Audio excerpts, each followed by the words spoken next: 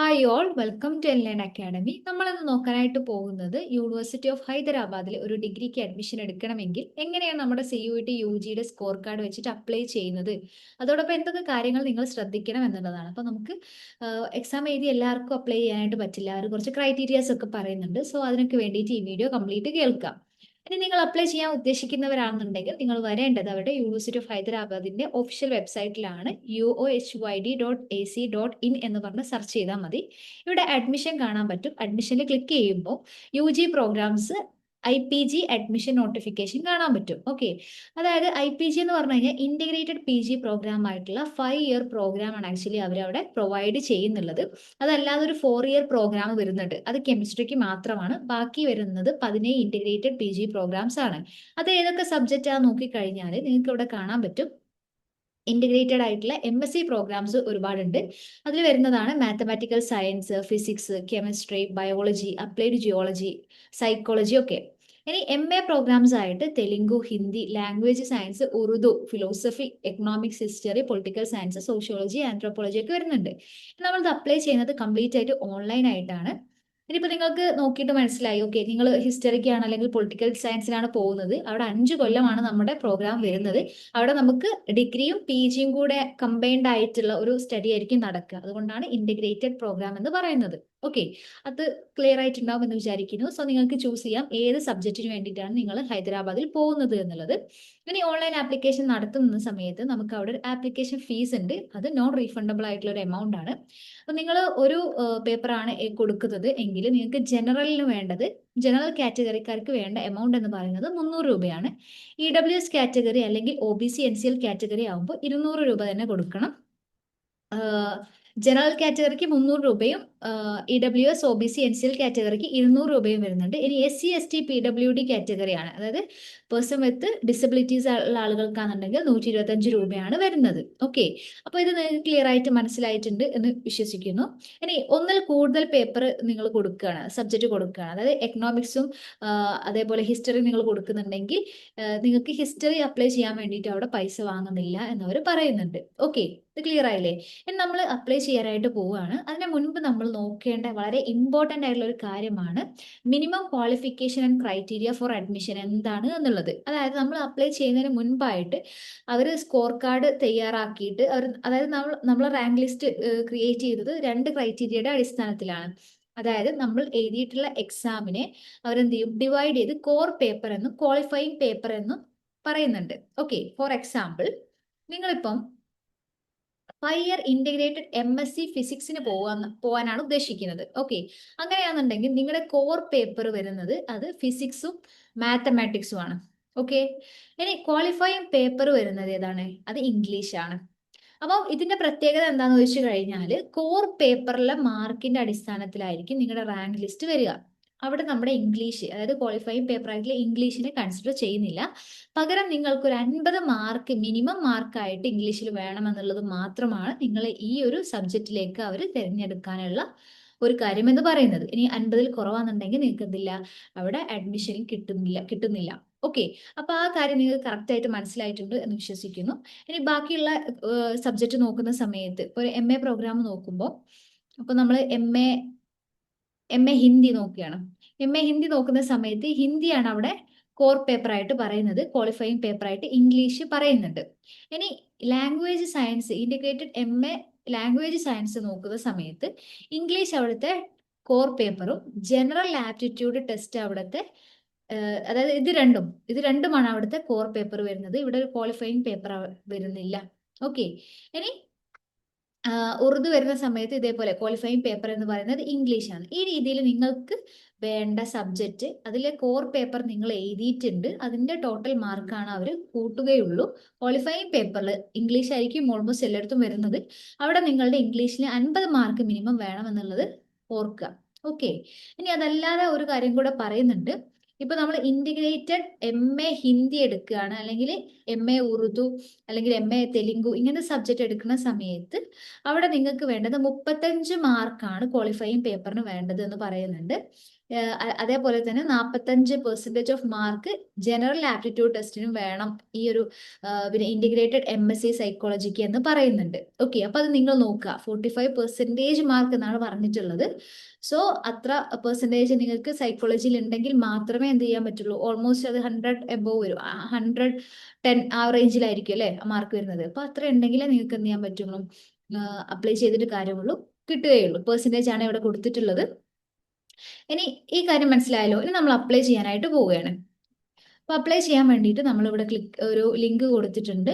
ഇവിടെ നമുക്ക് ക്ലിക്ക് ചെയ്താൽ മതി. ഓൺലൈൻ ആപ്ലിക്കേഷനിൽ പോകുമ്പോൾ ഇവിടെ നിങ്ങൾക്ക് കാണാൻ പറ്റും സമർത്ത് പോർട്ടൽ ത്രൂ ആണ് നമ്മൾ അപ്ലൈ ചെയ്യുന്നത്. കുറച്ച് സ്റ്റെപ്പ് ആക്ച്വലി ഇവിടെ വരുന്നുണ്ട്.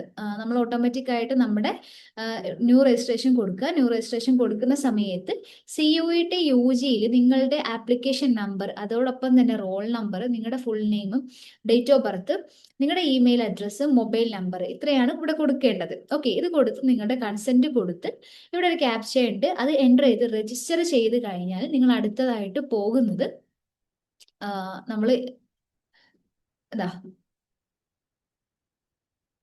എന്ത് ചെയ്യുക, രജിസ്റ്റർ ചെയ്ത് കഴിഞ്ഞാൽ നിങ്ങൾ വെരിഫൈങ് അക്കൗണ്ട് എന്നുള്ള രീതിയിലേക്കാണ് പോകുന്നത്. ഓക്കെ, അപ്പോൾ വെരിഫൈ ചെയ്യാൻ വേണ്ടിയിട്ട് നിങ്ങളുടെ മൊബൈൽ നമ്പറിലേക്കോ അല്ലെങ്കിൽ ഇമെയിലിലേക്കോ ഒരു OTP വരും. OTP ഇവിടെ എൻ്റർ ചെയ്ത് കൊടുക്കുക. അതിനുശേഷം നിങ്ങളൊരു പാസ്വേഡ് സെറ്റ് ചെയ്യുക. ആ പാസ്വേഡ് എൻ്റർ ചെയ്യാൻ പറയുന്നുണ്ട്. ക്യാപ്ച കൊടുക്കുക, രജിസ്റ്റർ ചെയ്യുക. ഓക്കെ, വെരിഫൈ OTP കൊടുത്തു. നമ്മുടെ രജിസ്ട്രേഷൻ കംപ്ലീറ്റ് ചെയ്തു. ഇനി നമ്മൾ ചെയ്യേണ്ടത് ലോഗിൻ ചെയ്യാനാണ്. ഓക്കെ, അത് നമ്മൾ എന്ത് ചെയ്യുക, ലോഗിനിലേക്ക് കാണാൻ പറ്റും. അവിടെ നിങ്ങളുടെ ആപ്ലിക്കേഷൻ നമ്പർ അത് കൊടുത്ത് പാസ്വേഡ് നിങ്ങളിപ്പോൾ ഓൾറെഡി സെറ്റ് ചെയ്ത് വെച്ചിട്ടുണ്ട്, അതിന് ക്യാപ്ചയും കൊടുത്ത് ലോഗിൻ ചെയ്ത് കഴിഞ്ഞാൽ നിങ്ങളുടെ ഡാഷ്ബോർഡിലേക്കാണ് പോവുക. ഇവിടെ ഡാഷ്ബോർഡിൽ നിങ്ങൾക്ക് കാണാൻ പറ്റും നിങ്ങളുടെ പ്രൊഫൈൽ ഈസ് നോട്ട് കംപ്ലീറ്റഡ്. അപ്പോൾ നമ്മൾ കംപ്ലീറ്റ് ചെയ്യാണ് വേണ്ടത്. സോ അതിന് വേണ്ടി നമ്മൾ കംപ്ലീറ്റ് പ്രൊഫൈൽ ക്ലിക്ക് ചെയ്ത് കഴിഞ്ഞാൽ നിങ്ങളുടെ പേഴ്സണൽ ഡീറ്റെയിൽസ് ആണ് ആദ്യം കൊടുക്കേണ്ടത്. നിങ്ങളുടെ പേര്, നിങ്ങളുടെ രജിസ്റ്റേർഡ് ഇമെയിൽ അത് ഓൾറെഡി വരും, മൊബൈൽ നമ്പർ വരും, ഡേറ്റ് ഓഫ് ബർത്ത് കറക്റ്റ് കൊടുക്കുക. പിന്നെ നിങ്ങളുടെ ജെൻഡർ ഏതാണ്, കാറ്റഗറി ഏതാണ് വരുന്നത് എന്നുള്ളത് കൊടുക്കുക. പിന്നെ ഇമെയിൽ അഡ്രസ്സ്, പാരൻസിന്റെ മൊബൈൽ നമ്പർ ചോദിക്കുന്നുണ്ട്. പിന്നെ മാരിറ്റൽ സ്റ്റാറ്റസ് ചോദിക്കുന്നുണ്ട്. ബ്ലഡ് ഗ്രൂപ്പ്, നിങ്ങളുടെ സിറ്റിസൺ ഏതാണ്, ഇന്ത്യയാണോ ചോദിക്കുന്നുണ്ട്. റിലീജിയൻ ഏതാണെന്ന് ചോദിക്കുന്നുണ്ട്. പിന്നെ നിങ്ങളുടെ പ്ലേസ് ഓഫ് ബർത്ത് ഡീറ്റെയിൽസ്, അതായത് കൺട്രി, സ്റ്റേറ്റ്, ഡിസ്ട്രിക്ട്, വില്ലേജ്, ഇതൊക്കെ കറക്റ്റ് കൊടുക്കാം. ഫാമിലി ഡീറ്റെയിൽസ് കൊടുക്കുക, അമ്മയുടെ പേര്, അമ്മയുടെ മൊബൈൽ നമ്പർ, അതേപോലെ ഹിന്ദിയിലൊക്കെ ചോദിക്കുന്നുണ്ട്. ഇതൊന്നും നിങ്ങൾ കൊടുക്കേണ്ട ആവശ്യമില്ല. നിങ്ങൾ ശ്രദ്ധിക്കുക, അപ്ലൈ ചെയ്യുന്ന സമയത്ത് ഇങ്ങനെ റെഡ് മാർക്ക് ചെയ്തിട്ടുള്ളത് മാത്രം എന്ത് ചെയ്താൽ മതി, കൊടുത്താൽ മതിയാകും. ഓക്കെ, ഇനി ഫാദറിന്റെ നെയിം, അതേപോലെ നിങ്ങൾ എമർജൻസി കോൺടാക്ട് നമ്പർ, നിങ്ങളുടെ ആനുവൽ ഇൻകം കൊടുക്കുക. പിന്നെ നമ്മളോട് ചോദിക്കുന്നുണ്ട് നിങ്ങൾ ഏതെങ്കിലും കാറ്റഗറി അല്ലെങ്കിൽ കോട്ട വരുന്നുണ്ടോ എന്നുള്ളത്. അതായത് നിങ്ങൾ PWD ബെഞ്ച്മാർക്ക് ഡിസബിലിറ്റീസ് എന്തെങ്കിലും ഉള്ള കാറ്റഗറി ആണെങ്കിൽ യെസ് കൊടുക്കാം, ഇല്ലെങ്കിൽ നോട്ട് ആപ്ലിക്കബിൾ കൊടുക്കാം. അതേപോലെ ചിൽഡ്രൻ അല്ലെങ്കിൽ widows of armed force personal ആണെങ്കിൽ നിങ്ങൾക്ക് എന്ത് ചെയ്യാൻ പറ്റും, യെസ് കൊടുക്കുക, അല്ലെങ്കിൽ നോട്ട് ആപ്ലിക്കബിൾ കൊടുക്കുക. പിന്നെ കാശ്മീരി മൈഗ്രന്റ് അല്ലല്ലോ. പിന്നെ ഇവിടെ നിങ്ങൾ ശ്രദ്ധിക്കേണ്ടത് ബാങ്ക് ഡീറ്റെയിൽസ്. ചില സമയങ്ങളിൽ ചില യൂണിവേഴ്സിറ്റിയിലേക്ക് അപ്ലൈ ചെയ്ത സമയത്ത് അവർ ബാങ്ക് ഡീറ്റെയിൽസിൽ ഈ ഒരു റെഡ് മാർക്ക് കാണിക്കാറില്ല. പക്ഷെ നിങ്ങൾക്ക് എന്തെങ്കിലും അവിടെ അഡ്മിഷൻ നിങ്ങൾ ക്ലോസ് ചെയ്യാണ് എന്നുണ്ടെങ്കിൽ നിങ്ങൾക്ക് ഒരു റീഫണ്ട്, നിങ്ങൾ ഓൾറെഡി ആ ഒരു അഡ്മിഷൻ ആ ഒരു സീറ്റ് എടുത്ത സമയത്ത് നിങ്ങൾ കൊടുത്തിട്ടുള്ള പൈസ മൊത്തം റീഫണ്ട് വരുന്നത് ഈ ഒരു അക്കൗണ്ടിലേക്കാണ്. സോ നിങ്ങൾ ഒരു ബാങ്ക് ഡീറ്റെയിൽസ് കൊടുക്കാൻ ചോദിക്കുന്ന ഏതൊരു ഏരിയ ആയിക്കോട്ടെ അത് കറക്റ്റ് കൊടുക്കുക. ഓക്കെ, നിങ്ങളുടെ account holder, name of account holder ഉണ്ട്, അതേപോലെ അക്കൗണ്ട് നമ്പർ അത് വെരിഫൈ ചെയ്യുക. പിന്നെ നിങ്ങളുടെ ബാങ്ക് ഏതാണ്, ബ്രാഞ്ച് ഏതാണ്, IFSC കോഡ് കറക്റ്റ് കൊടുക്കുക. പിന്നെ നിങ്ങളുടെ അഡ്രസ്സ് ആണ്, കറസ്പോണ്ടൻസ് അഡ്രസ്സ് എന്ന് പറയുമ്പോൾ നിങ്ങൾ ഇപ്പോൾ എവിടെയാണോ താമസിക്കുന്നത് ആ അഡ്രസ്സ് ആണ്. അത് തന്നെയാണ് നിങ്ങളുടെ പെർമനന്റ് അഡ്രസ്സ് എങ്കിൽ നിങ്ങൾക്ക് എന്ത് ചെയ്യാൻ പറ്റും, അത് സെയിം ആയിട്ട് ഇവിടെ ക്ലിക്ക് ചെയ്താൽ മതി. ആ സമയത്ത് ഇവിടെ ഓട്ടോമാറ്റിക് ആയിട്ട് ഫിൽ ചെയ്ത് വന്നോളും. അതിനുശേഷം നിങ്ങൾ എന്ത് ചെയ്യുക, സേവ് ഡീറ്റെയിൽസ് കൊടുത്തു കഴിഞ്ഞാൽ പിന്നെ നമുക്ക് എന്ത് ചെയ്യാൻ പറ്റും, ഒരു പേഴ്സണൽ ഡീറ്റെയിൽസിന്റെ ഒരു പ്രിവ്യൂ കാണാൻ പറ്റും. അപ്പൊ നമ്മൾ കൊടുത്ത കാര്യങ്ങളൊക്കെ കറക്റ്റ് ആണോ അല്ലേ എന്നുള്ളത് ജസ്റ്റ് എന്ത് ചെയ്യുക, ഒന്ന് റീഡ് ചെയ്ത് നോക്കുക. ഇങ്ങനെ റീഡ് ചെയ്തിട്ട് ഇത് ഓക്കെ ആണ് എന്നുണ്ടെങ്കിൽ നിങ്ങൾക്ക് എന്ത് ചെയ്യാൻ പറ്റും, പ്രൊസീഡ് ടു നെക്സ്റ്റ് അടിക്കാം. ഇനി എന്തെങ്കിലും മിസ്റ്റേക്ക് പറ്റിയിട്ടുണ്ടെങ്കിൽ നിങ്ങൾക്ക് ഇവിടെ അപ്ഡേറ്റ് ഡീറ്റെയിൽസ് കൊടുക്കാനായിട്ട് പറ്റും. ഓക്കെ, ഇനി നമ്മൾ പ്രൊസീഡ് ടു നെക്സ്റ്റ് കൊടുത്തു കഴിഞ്ഞാൽ നമ്മൾ മൂവ് ചെയ്യുന്നത് ആക്ച്വലി അതർ ഡീറ്റെയിൽസിലേക്കാണ്. അതർ ഡീറ്റെയിൽസിൽ അവർ ചോദിക്കുന്നുണ്ട് നിങ്ങൾക്ക് എന്തെങ്കിലും എമർജൻസി മെഡിക്കൽ അറ്റൻഷൻ ആവശ്യമുള്ള ആളാണോ എന്ന്. ഉണ്ടെങ്കിൽ അത് കറക്റ്റ് കൊടുക്കുക, ഇല്ലെങ്കിൽ നോ കൊടുക്കുക. അതേപോലെ തന്നെ നിങ്ങളോട് ABC ID, അതായത് നിങ്ങളുടെ APAR ID ചോദിക്കുന്നുണ്ട്. അത് നിങ്ങൾ ഉണ്ടെങ്കിൽ എന്ത് ചെയ്യുക, അത് അവിടെ കൊടുക്കുക. ഇനി ചില സെൻട്രൽ യൂണിവേഴ്സിറ്റിക്ക് ഇപ്പം ഹൈദരാബാദ് അപ്ലൈ ചെയ്യുന്ന സമയത്ത് അവർ അതായത് അത് റെഡ് മാർക്ക് ചെയ്തിട്ടില്ല. സോ നിങ്ങൾ എന്ത് ചെയ്യേണ്ടതില്ല, അത് കൊടുക്കേണ്ടതില്ല. ഇനി റെഡ് മാർക്ക് ചെയ്തിട്ടുണ്ടെങ്കിൽ നിങ്ങൾ എന്ത് ചെയ്യണം, അതൊന്ന് ക്രിയേറ്റ് ചെയ്തിട്ട് അവിടെ കൊടുക്കാൻ വേണ്ടി ശ്രദ്ധിക്കുക. പിന്നെ നമ്മളോട് ചോദിക്കുന്നത് ഡൊമസിയൽ സർട്ടിഫിക്കറ്റോ കാശ്മീരി ആണോ, അല്ല അല്ലെ. പിന്നെ ലാംഗ്വേജ് പ്രൊഫഷൻസ് ചോദിക്കുന്നുണ്ട്. നിങ്ങൾക്ക് താല്പര്യമുണ്ടെങ്കിൽ കൊടുക്കാം ഇംഗ്ലീഷ്, അതേപോലെ ഹിന്ദി, അതർ ലാംഗ്വേജ് ഇപ്പം മലയാളം കൊടുക്കാം. എന്നിട്ട് നമ്മൾ സേവ് ഡീറ്റെയിൽസ് കൊടുക്കുന്നു. അപ്പൊ നമ്മുടെ അതർ ഡീറ്റെയിൽസ് എന്തായി, ഓൾറെഡി നമ്മൾ ഫില്ല് ചെയ്ത് കഴിഞ്ഞു. ഓക്കെ, ഇനി ഇതിൽ എന്തെങ്കിലും മിസ്റ്റേക്ക് ഉണ്ടോ എന്നുള്ളത് ജസ്റ്റ് നമ്മൾ വായിച്ചു നോക്കിയിട്ട് സേവ് ഡീറ്റെയിൽസ് കൊടുക്കുക.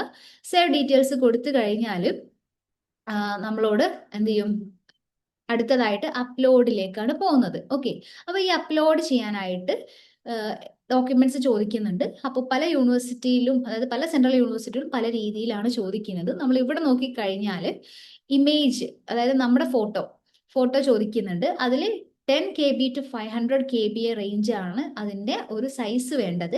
ഇനി ഫോർമാറ്റ് നോക്കുമ്പോൾ JPEG അല്ലെങ്കിൽ JPG ഫോർമാറ്റ് ആണ് അക്സെപ്റ്റബിൾ ഫോർമാറ്റ് എന്ന് അവർ പറയുന്നുണ്ട്. സോ അതിൽ തന്നെ നമ്മുടെ ഫയൽ പിന്നെ എന്ത് ചെയ്യുക, നമ്മുടെ ഫോട്ടോ അപ്ലോഡ് ചെയ്യാൻ വേണ്ടി ശ്രദ്ധിക്കുക. സിഗ്നേച്ചറും ഇതേപോലെ തന്നെ അത് നമ്മൾ അപ്ലോഡ് ചെയ്യണം. പിന്നെ അതിനുശേഷം നമ്മുടെ OBC NCL കാറ്റഗറി ആണെന്നുണ്ടെങ്കിൽ നിങ്ങൾക്ക് അത് പിന്നെ അല്ലെങ്കിൽ നിങ്ങൾ ഏത് കാറ്റഗറി ആണോ ആ സർട്ടിഫിക്കറ്റ് നിങ്ങൾ അപ്ലോഡ് ചെയ്യുക. അതിനുശേഷം സിഗ്നേച്ചർ പിന്നെ അവർ ചോദിച്ചു, OBC NCL ചോദിച്ചു. പിന്നെ ഇൻകം സർട്ടിഫിക്കറ്റ് ചില യൂണിവേഴ്സിറ്റി ചോദിക്കുന്നില്ല. ഹൈദരാബാദ് നിങ്ങൾ അപ്ലൈ ചെയ്യുന്ന സമയത്ത് അത് ചോദിക്കുന്നില്ല. CUT സ്കോർ കാർഡ് അവർ ചോദിക്കുന്നുണ്ട്. CUT അഡ്മിറ്റ് കാർഡ് അവർ ചോദിക്കുന്നുണ്ട്. പിന്നെ കോണ്ടാക്ട് സർട്ടിഫിക്കറ്റ് നിങ്ങളുടെ പിന്നെ എന്താണ്, അത് നിങ്ങൾക്ക് ഓൾറെഡി സ്കൂളിൽ നിന്ന് കിട്ടിയിട്ടുണ്ടെങ്കിൽ അത്, അതേപോലെ മൈഗ്രേഷൻ സർട്ടിഫിക്കറ്റ്, ട്രാൻസ്ഫർ സർട്ടിഫിക്കറ്റ്, അതൊക്കെ അവർ ചോദിക്കുന്നുണ്ട്. സോ നിങ്ങൾ എന്ത് ചെയ്യുക, ഇത് അപ്രോപ്രിയേറ്റ് ആയിട്ട് കൊടുക്കുക. അപ്പോൾ ഹൈദരാബാദ് എങ്ങനെ ഞാൻ പറയുകയാണ്, ഹൈദരാബാദ് നിങ്ങൾ അപ്ലൈ ചെയ്യുന്ന സമയത്ത് ഈ ഒരു കോൺടാക്ട് സർട്ടിഫിക്കറ്റ് അല്ലെങ്കിൽ TC ഇങ്ങനത്തെ കാര്യങ്ങളൊന്നും അവർ ചോദിക്കുന്നില്ല. ഇത് കഴിഞ്ഞിട്ട് നിങ്ങൾ പ്രൊസീഡ് ടു നെക്സ്റ്റ് അടിച്ച് കഴിഞ്ഞാൽ നിങ്ങൾക്ക് എന്ത് ചെയ്യാൻ, ഇത്രയും സമയം നമ്മൾ കൊടുത്തിട്ടുള്ള എല്ലാ ഡാറ്റാസും ഒന്നും കൂടെ പ്രിവ്യൂ ചെയ്യാനായിട്ട് പറ്റും. സോ അതൊക്കെ കറക്റ്റ് ആണെന്നുണ്ടെങ്കിൽ നിങ്ങൾക്ക് സബ്മിറ്റ് ചെയ്യാം. സബ്മിറ്റ് ചെയ്ത് കഴിഞ്ഞാൽ നമ്മൾ അടുത്തൊരു ലെവലിലേക്കാണ് പോകുന്നത്. അവിടെ നമ്മൾ പ്രോഗ്രാം സെലക്ട് ചെയ്യണം. ഓക്കെ, നമുക്ക് വേണ്ട പ്രോഗ്രാം ഏതാണ് എന്നുള്ളത് നമുക്ക് എന്ത് ചെയ്യാൻ പറ്റും, ഇവിടെ നിങ്ങൾ ക്ലിക്ക് ചെയ്ത് കഴിഞ്ഞാൽ നിങ്ങൾക്ക് പോകേണ്ട പ്രോഗ്രാം എടുക്കാനായിട്ട് പറ്റും. അതിനുശേഷം അതിന്റെ സെന്റർ എവിടെയാണെന്ന് അവർ ചോദിക്കുന്നുണ്ട്. അത് ക്ലിക്ക് ചെയ്യുക. ക്ലിക്ക് ചെയ്ത് നെക്സ്റ്റ് അടിച്ചു കഴിഞ്ഞാൽ നിങ്ങൾക്ക് ഇങ്ങനെ കാണാൻ പറ്റും. ഇത് കൊടുത്തിട്ട് നിങ്ങൾ പിന്നെ നമ്മുടെ അക്കാഡമിക് ഡീറ്റെയിൽസ് ആണ് എന്ത് ചെയ്യേണ്ടത്, ഫില്ല് ചെയ്ത് കൊടുക്കേണ്ടത്. അതായത് അവർ ചോദിക്കുന്നുണ്ട് നിങ്ങൾക്ക് മിനിമം 60% മാർക്ക് +2 ലെവലിൽ ഇല്ലേ എന്ന് ചോദിക്കുന്നുണ്ട്. സോ അതെന്ത് ചെയ്യാം, ഉണ്ടെങ്കിൽ ഉണ്ടാവുമല്ലോ. അപ്പം നമ്മൾ എന്ത് ചെയ്യുക, അത് ക്ലിക്ക് ചെയ്ത് കൊടുക്കുക. ക്ലിക്ക് ചെയ്തിട്ട് നമ്മുടെ 10th ഡീറ്റെയിൽസ് ചോദിക്കുന്നുണ്ട്. നിങ്ങൾ പാസ് ആണോ, അപ്പോൾ പാസ് ആണെന്ന് പറയാം. ഏത് ഇയറിലാണ്, നിങ്ങൾക്ക് എത്ര പെർസെൻറ്റേജ് മാർക്ക് ഉണ്ടായിരുന്നു എന്നുള്ളത് ചോദിക്കുന്നുണ്ട്.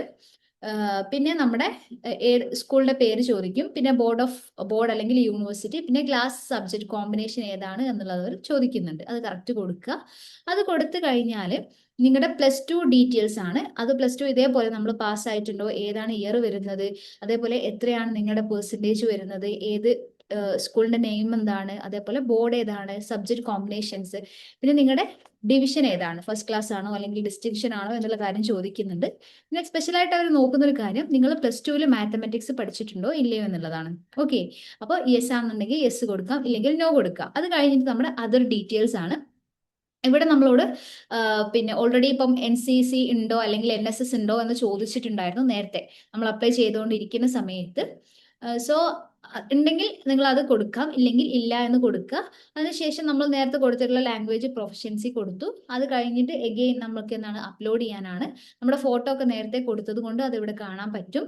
പിന്നെ അത് കഴിഞ്ഞ് നിങ്ങളുടെ സിഗ്നേച്ചർ ഓൾറെഡി കൊടുത്തിട്ടുണ്ട്. പിന്നെ OBC NCLന്റെ കാറ്റഗറി, അതേപോലെ നിങ്ങളുടെ NSSന്റെ കാറ്റഗറി ആ ഒരു സർട്ടിഫിക്കറ്റ് നിങ്ങൾ ഓൾറെഡി കൊടുത്തിട്ടുണ്ടെങ്കിൽ നിങ്ങൾക്ക് എന്ത് ചെയ്യാൻ പറ്റും, ഇവിടെ അത് അപ്ലോഡ് ചെയ്യാനായിട്ട് പറ്റും. CUT score card, admit card, class 10th certificate mark sheet അവർ ചോദിക്കുന്നുണ്ട്. അതേപോലെ +2 മാർക്ക് ഷീറ്റ്, ഇത് രണ്ടും കൂടെ ഫില്ല് ചെയ്തിട്ട് നമ്മൾ പ്രിവ്യൂ കൊടുത്തു കഴിഞ്ഞാൽ അടുത്തതായിട്ട് നമ്മൾ എന്താണ് CUT UG നമ്മുടെ സ്കോർ കാർഡ് കാണാൻ പറ്റും. ഓക്കെ, അപ്പോൾ നമ്മുടെ ഡീറ്റെയിൽ ആയിട്ടുള്ള നമുക്ക് ഓരോ സബ്ജക്റ്റും നമ്മൾ എഴുതിയിട്ടുള്ള സബ്ജക്റ്റ് എത്രയാണ്, അതിൽ കിട്ടിയിട്ടുള്ള മാർക്ക് എത്രയാണ്, അത് മാർക്ക് ഒബ്റ്റെയിൻഡ് ഇൻ വേർഡ്സും കാണാൻ പറ്റും. അത് കണ്ടു കഴിഞ്ഞാൽ നമുക്ക് എന്ത് ചെയ്യാൻ പറ്റും, പിന്നെ ഓക്കെ ഇത്രയാണ് നമുക്ക് കിട്ടിയിട്ടുള്ള മാർക്ക്, ഇത് ആഡ് ചെയ്തൊരു എമൗണ്ട് ആയിരിക്കും, ആഡ് ചെയ്തിട്ടുള്ള ഒരു മാർക്കാണ് നമ്മുടെ ടോട്ടൽ എന്ന് പറയുന്നത് അല്ലേ. അപ്പൊ അതായിരിക്കും കൺസിഡർ ചെയ്യുക, അതിന്റെ അടിസ്ഥാനത്തിലാണ് നമ്മുടെ റിസൾട്ട് വരിക. സോ അതിന് വേണ്ടിയിട്ട് നമ്മൾ ഇത്രയും കണ്ടു, നമ്മൾ എന്ത് ചെയ്യാണ്, ഇനി ട്രാൻസാക്ഷനിലേക്ക് പോവാണ്. അപ്പൊ ട്രാൻസാക്ഷൻ എന്ന് പറയുമ്പോൾ പേയ്മെന്റിന്റെ ലിസ്റ്റ് അവിടെ കാണിക്കും എത്രയാണ് എമൗണ്ട് എന്നുള്ളത്. അതിന് മുൻപായിട്ട് നിങ്ങൾ എന്ത് ചെയ്യാം, നിങ്ങളുടെ പേഴ്സണൽ ഡീറ്റെയിൽസ് ഒന്ന് ജസ്റ്റും കൂടെ നോക്കാം. അത് ഓക്കെ ആണ് എന്നുണ്ടെങ്കിൽ നമുക്ക് എന്ത് ചെയ്യാം, അടുത്തതായിട്ട് ഇത് കൺഫേം ചെയ്യാം. ഓക്കെ, ഡിക്ലറേഷൻ വന്നിട്ടുണ്ട്. ഡിക്ലറേഷനിൽ നിങ്ങൾ എന്ത് ചെയ്യുക, ഇവിടെ ക്ലിക്ക് ചെയ്ത് കൊടുക്കുക. ക്ലിക്ക് ചെയ്ത് സബ്മിറ്റ് ചെയ്ത് കഴിഞ്ഞാൽ പിന്നെ വരുന്നത് നിങ്ങളുടെ പേര്, ബാക്കിയുള്ള ഡീറ്റെയിൽസ് കാര്യങ്ങളൊക്കെ കറക്റ്റ് ആണോ എന്നുള്ളത് ചെക്ക് ബോക്സ് വരും. അത് ക്ലിക്ക് ചെയ്ത് കഴിഞ്ഞാൽ നിങ്ങൾക്ക് നേരെ ട്രാൻസാക്ഷനിലേക്ക് പോകാൻ പറ്റും. അപ്പൊ ഇത്രയാണ് ഇതിന്റെ ഒരു പ്രൊസീജിയർ എന്ന് പറയുന്നത്. സോ ഒരു സബ്ജക്റ്റ് നിങ്ങൾ ഓൾറെഡി പിന്നെ ഇതേപോലെ നമ്മൾ എന്ത് ചെയ്തു കൊടുത്തു കഴിഞ്ഞാൽ രണ്ടാമതും നിങ്ങൾക്ക് എന്ത് ചെയ്യാൻ പറ്റും, വേറെ ഒരു സബ്ജക്റ്റ് ഇതിലേക്ക് ആഡ് ചെയ്യാനായിട്ട് പറ്റും. ആ ഒരു ഡാഷ്ബോർഡിൽ പോയി കഴിഞ്ഞാൽ നിങ്ങൾക്ക് എഗെയിൻ സെലക്ട് പ്രോഗ്രാം എന്ന് കൊടുത്തു കഴിഞ്ഞാൽ നമുക്ക് എന്ത് ചെയ്യാൻ പറ്റും, എഗെയിൻ ഇതേപോലെ തന്നെ നമുക്ക് ചെയ്യാനായിട്ട് പറ്റും. സോ ഇത്രയുമാണ് നമുക്ക് ബേസിക് ആയിട്ട് ഇതിനെക്കുറിച്ച് പറയാനുള്ളത്. ഇനി നമ്മുടെ ഈ ഒരു ഫീസ് കാര്യങ്ങളൊക്കെ നിങ്ങൾക്ക് അറിയണമെന്നുണ്ടെങ്കിൽ എന്ത് ചെയ്താൽ മതി, ഹൈദരാബാദ് യൂണിവേഴ്സിറ്റിയുടെ സൈറ്റിൽ പോവാം. അതായത് അഡ്മിഷൻ എടുത്തിട്ട് നിങ്ങൾ എന്ത് ചെയ്യുക, ഇവിടെ UG പ്രോഗ്രാമിനെ കുറിച്ച് അറിയാൻ വേണ്ടിയിട്ട് ഇവിടെ വന്നു കഴിഞ്ഞാൽ നിങ്ങൾക്ക് എന്ത് ചെയ്യാൻ പറ്റും, ഇതിന്റെ ഫീസ് കാര്യങ്ങളൊക്കെ അവർ പറയുന്നുണ്ട്. ഓക്കെ, അല്ലെങ്കിൽ നിങ്ങൾക്ക് എന്ത് ചെയ്യാൻ പറ്റും, ഇവിടെ ഡൗൺലോഡ്സ് എടുക്കുക. ഡൗൺലോഡ്സ് എടുത്ത് കഴിഞ്ഞിട്ട് ഇവിടെ സെമസ്റ്റർ വൈസ് ഫീസ് കാണാൻ പറ്റും.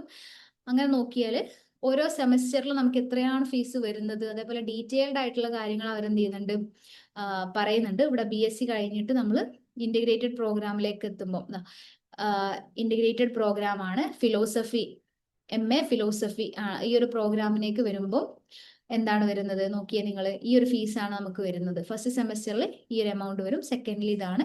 അങ്ങനെ നമുക്ക് എന്ത് ചെയ്യാൻ പറ്റും, ഇവിടുന്ന് അതൊക്കെ നോക്കിയിട്ട് ഓക്കെ ആണ്, എനിക്ക് പറ്റും എന്നുണ്ടെങ്കിൽ നിങ്ങൾ ഹൈദരാബാദ് യൂണിവേഴ്സിറ്റി എന്ത് ചെയ്യാം, എന്തായാലും അപ്ലൈ ചെയ്യാം. ഇനി ഇതിൽ ബന്ധപ്പെട്ട് എന്തെങ്കിലും ഡൗട്ട് ഉണ്ട് അല്ലെങ്കിൽ ആപ്ലിക്കേഷനിൽ എന്തെങ്കിലും ബുദ്ധിമുട്ടുണ്ടെങ്കിൽ എല്ലാവരും നിങ്ങൾ കോൺടാക്ട് ചെയ്യാൻ നമ്പർ താഴെ കൊടുക്കാം. അതോടൊപ്പം തന്നെ കമന്റ് സെക്ഷനിൽ ചോദിച്ചാൽ മതി കേട്ടോ. Okay, thank you.